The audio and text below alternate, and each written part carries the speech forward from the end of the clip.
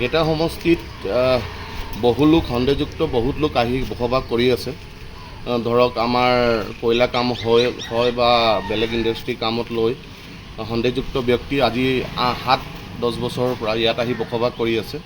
আমাৰ সন্মানীয় জিতেন দত্ত সেইদিনা আহি মোলাঙত আমাক দল সংগঠনক কৈ গৈছে যে আপোনালোকে অতি সোনকালে মোলাং বা আমাৰ মোলাঙৰ বা মাৰ্ঘেৰিটাৰ অঞ্চলৰ বসবাস কৰা যিসকল সন্দেহযুক্ত ব্যক্তি হওক অতি সোনকালে মাৰ্ঘেৰিটা ত্যাগ কৰি নিজৰ গন্তব্য স্থানলৈ যাব লাগে।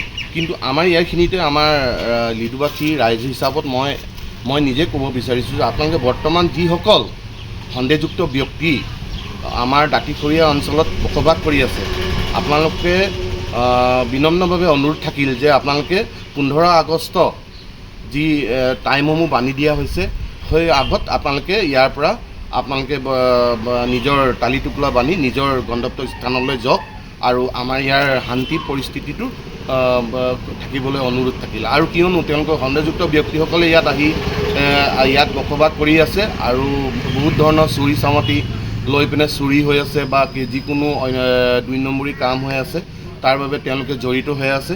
আৰু সন্দেহযুক্ত ব্যক্তিসকল ইয়াৰ পৰা নিজৰ স্থানলৈ গৈ তাতে বসবাস কৰিবলৈ অনুৰোধ থাকিল আমাৰ লিডুবাসী ৰাইজ হিচাপে। দেখা গৈছে মোলাঙৰ অঞ্চলৰ পৰা বহু ব্যক্তিসকল টালি টোপোলা বান্ধি গৈছেও আৰু তাৰ বিনিময়ত আমাৰ দল সংগঠনে তাক সহায়ো কৰিছে যে তেওঁলোকৰ তালৈ গন্তব্য স্থানলৈ যাবলৈ যি ভাড়াসমূহ আছে সেইখিনিও দিয়া হৈছে। আৰু যিসকল বৰ্তমানলৈকে তেওঁলোকে টালি টোপলি বন্ধা নাই তেওঁলোকক বিনম্ৰভাৱে অনুৰোধ থাকিল যে আপোনালোকে নিজৰ স্থানলৈ অতি সোনকালে গৈ ইয়াৰ পৰা যাবলৈ অনুৰোধ থাকিল। কিন্তু পিছত আকৌ জিতেন্দ্ৰ ডাঙৰীয়া যদি আহে কিবা এটা গণ্ডগোল হয় তাৰ বাবে আমাৰ ৰাইজ আৰু দল সংগঠনে কোনো দায়ী নহ'ব।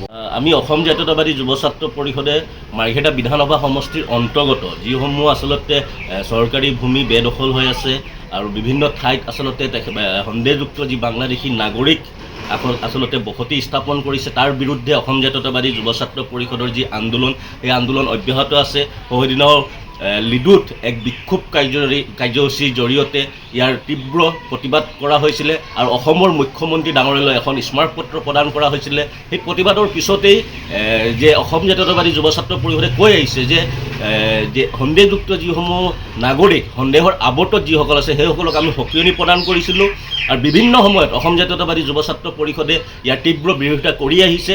তাৰ সমান্তৰালভাৱে আমি বিভিন্ন সময়ত কওঁ যে মাৰ্ঘেৰিটা বিধানসভা সমষ্টিৰ অন্তৰ্গত মোলাং টিপং অঞ্চলৰ পাহাৰপুৰ লালপাহাৰকে আদি কৰি মাৰ্ঘেৰিটাৰ বিভিন্ন দাঁতিকাষৰীয়া অঞ্চলত আচলতে যিসকল সন্দেহৰ আৱৰ্তত যিসকল সন্দেহযুক্ত নাগৰিক আচলতে এতিয়াও যিসকল আছে সেইসকলক কিন্তু শীঘ্ৰে মাৰ্ঘেৰিটা ত্যাগ কৰিবলৈ আমি কিন্তু আহ্বান জনাইছোঁ।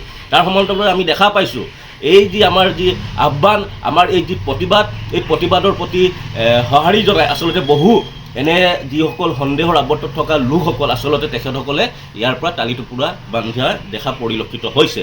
গতিকে আৰু যিসকল আছে সেইসকলকো আমি শীঘ্ৰে মাৰ্ঘেৰিটা ত্যাগ কৰিবলৈ সন্দেহযুক্ত নাগৰিকসকলক আমি সকীয়াই দিছোঁ।